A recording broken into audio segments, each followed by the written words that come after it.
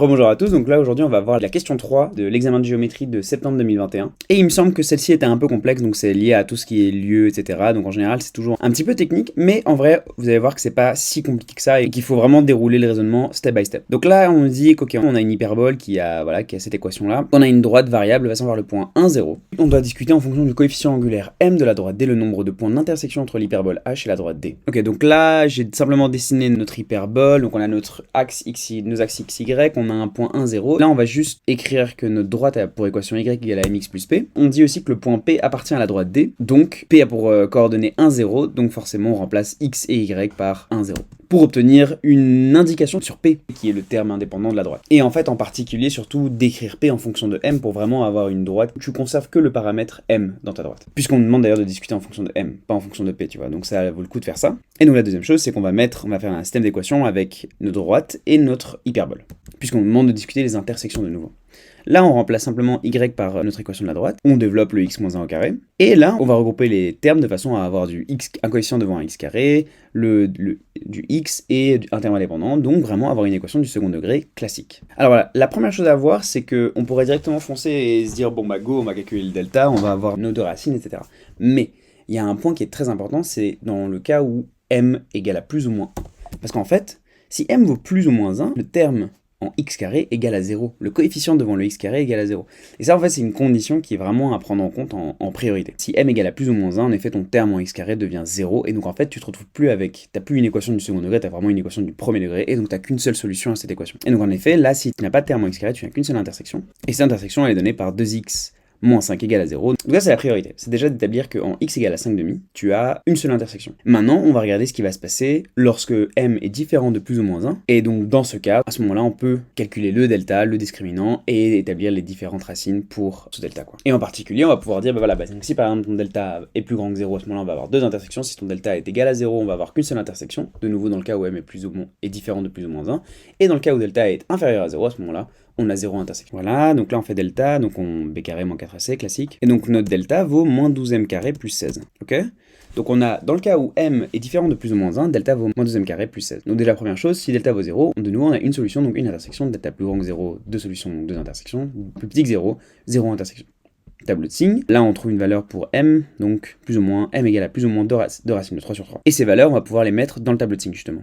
Moins 2 racines de 3, voilà. Et pourquoi est-ce qu'on met moins et moins des deux côtés, enfin à gauche de moins 2 racines de 3 et à droite de 2 racines de 3 sur 3? Simplement parce que on a delta, en fait c'est notre delta qu'on regarde, et comme on a un coefficient qui est négatif devant le m carré, bah forcément faut imaginer ça comme un u, tu vois, comme ça. Et donc du coup, tu as les racines, mais donc à l'extérieur des racines, ta fonction est négative, et entre les racines, ta fonction elle est positive. Je dis ça là comme ça, voilà, j'explique ça précisément. Ok, donc ce que là on voit, c'est que donc à l'extérieur des racines, on n'a pas d'intersection.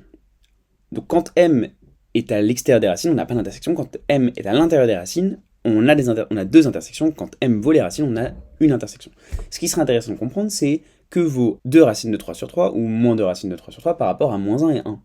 Et donc l'idée, c'est de justement, maintenant, on va calculer ce 2 racines de 3 et on va l'estimer. Donc je vais vous montrer un peu comment on fait, mais c'est tout con. C'est juste que racine de 3, c'est à peu près 1,7. Donc 1,7 divisé par 3, c'est plus grand que 1,5 divisé par 3.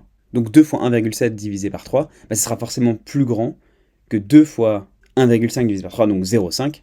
Et donc du coup, 2 fois 0,5, c'est 2 fois 1. Donc forcément, 2 fois 1,7 divisé par 3, c'est forcément plus grand que 1. Et donc du coup, tu peux comprendre que 2 racines de 3 sur 3, c'est plus grand que 1.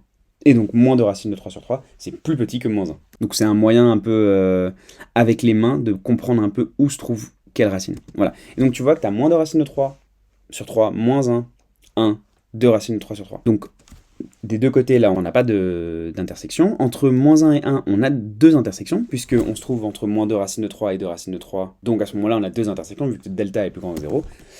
Mais en m égale à moins 1 et 1, on n'a qu'une seule intersection. Ça, on l'a vu juste avant, parce que c'est le cas où notre équation du second degré se transforme en équation du premier degré. Et évidemment, au niveau des racines, on a également une seule intersection. Je ne l'ai pas mis là, mais je le pense très fort. Donc 0 intersection, donc on a une intersection quand m égale à plus ou moins 1 ou plus ou moins 2 racines de 3 sur 3. Et on a deux intersections quand m est compris entre moins 2 racines de 3 sur 3 et 2 racines de 3 sur 3, sauf plus ou moins 1. Puisqu'en plus ou moins 1, on le sait déjà, on n'a qu'une seule intersection. Ok ? Donc là, c'est le point A, et donc là, maintenant, on va calculer le petit point B. Voilà, le point B, c'est forcément de trouver les composantes de ces intersections. Donc on va avoir moins B plus ou moins racine de delta sur 2A. Donc on a moins 2m carré, puisqu'on prend le coefficient devant le x, plus ou moins racine de delta, donc moins 12m carré plus 16, divisé par 2 fois 1 moins m carré.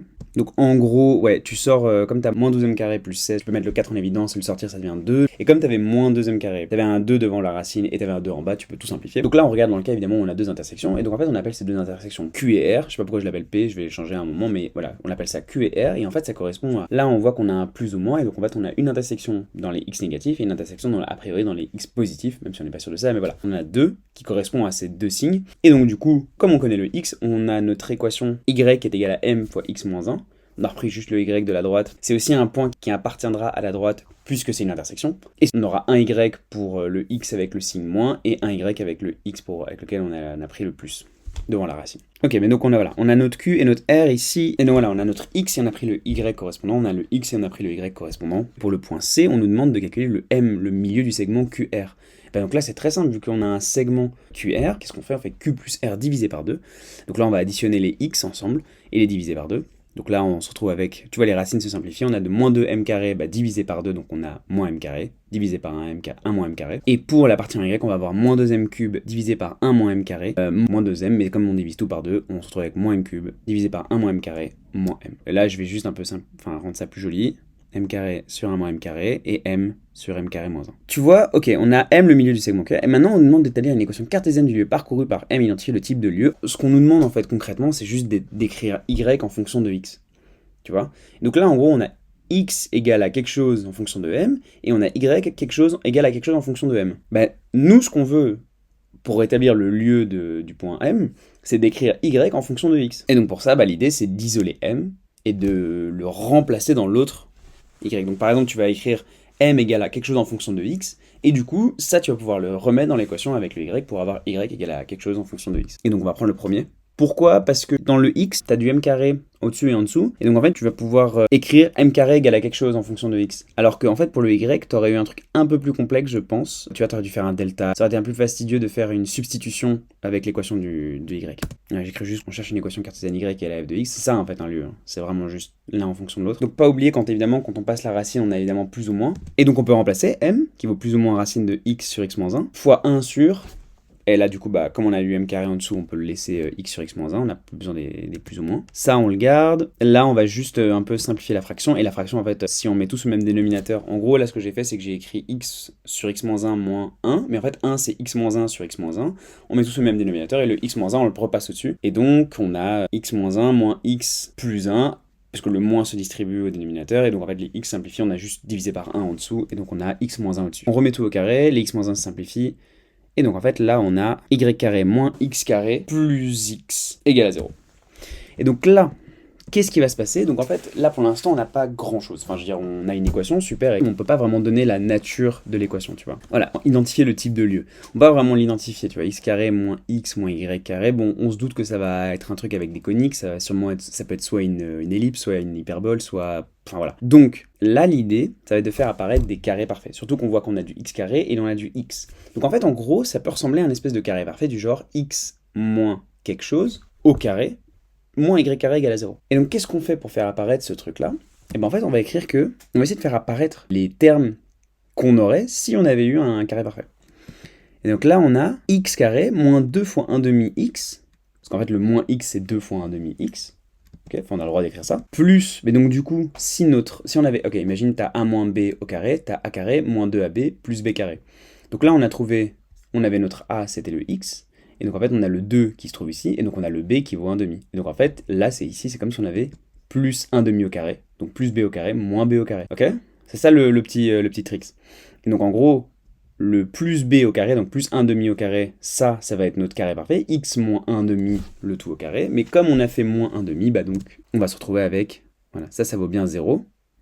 X moins 1 demi au carré, moins 1 demi au carré, parce que ça, on était obligé de le mettre, parce qu'on ne peut pas rajouter un terme comme ça, il faut que ce soit égal à 0, enfin tu fais plus 0 à la limite, mais c'est ce qu'on a fait là. Donc on avait le plus 1 demi au carré, moins 1 demi au carré, qui est toujours là, moins y carré égale à 0. Et donc on a x moins 1 demi au carré, moins y carré, égale à 1 demi au carré, et ça en fait, c'est une hyperbole.